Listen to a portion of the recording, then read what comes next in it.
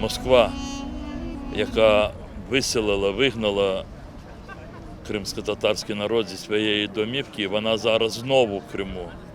Вона окупувала Крим, і її завдання не на йоту не змінилося від того, що було за часи радянського режиму, Сталіну вдавалося, що він вже знищує повністю кримських татар, весь народ, бо було указано, що висилаються навічно, і вони були впевнені, що ми ніколи не повернемося, змінили все те, що в Криму, щоб слідів наших не залишилося, і цвинтарі, і мечеті, і назви, все, що нагадувало кримських татар. Спотворили історію, але ж ми вижили, хоча половину втратили.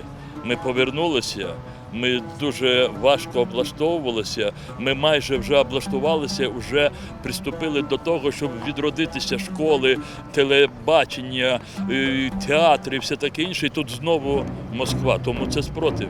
Москва прийшла, щоб добити нас. Путін хоче здійснити те, що не вдалося Сталіну.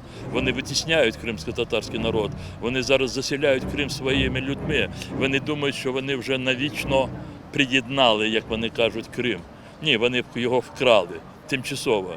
Ми повернемо Крим його власному господарю, це кримсько-татарський народ, це українська держава. І тому це спротив. Це і пам'ять, це скорбота, це і спротив.